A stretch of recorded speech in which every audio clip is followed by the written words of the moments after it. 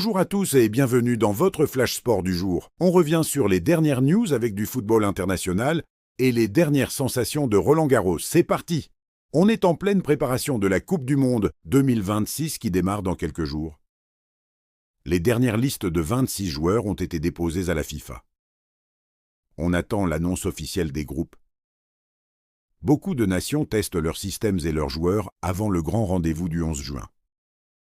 Le Canada, co-organisateur, s'est imposé 2-0 contre l'Ouzbékistan en match amical à Edmonton. Buts de Jonathan Osorio et Jayden Nelson.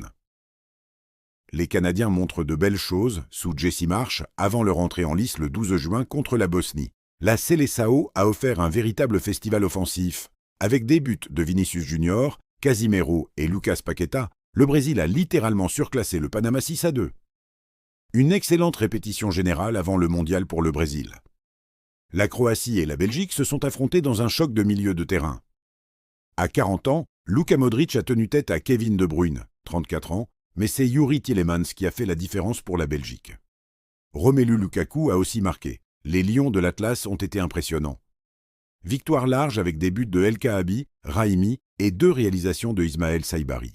Le Maroc arrive en pleine confiance. Les Aigles de Carthage ont livré un bon match mais se sont inclinés sur un but tardif. Malgré la défaite, les Tunisiens ont montré une belle solidité défensive face à une équipe autrichienne bien organisée.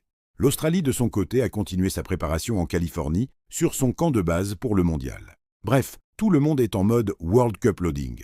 Passons au tennis et à Roland-Garros. Sur la terre battue parisienne, les quarts de finale ont livré leur verdict.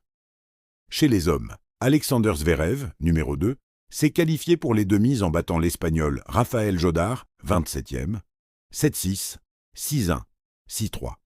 L'Allemand reste le grand favori. Jakub Mensik, 26e, a dominé le jeune prodige brésilien Joao Fonseca, 28e, en 3-6 serrés, et affrontera Zverev en demi-finale. Chez les femmes, Mira Andreeva, 8e, a écrasé Sorana Cirstea 6-0, 6-3 en à peine 56 minutes. Elina Svitolina, 7e, a été battue par Marta Kostyuk dans un duel 100% ukrainien. Kostyuk en demi-finale. Le tournoi reste très ouvert chez les femmes, tandis que Zverev semble intouchable côté messieurs. Voilà pour ce tour d'horizon. Le mondial approche à grands pas et Roland-Garros entre dans sa dernière ligne droite. Restez avec nous pour plus d'actu sport.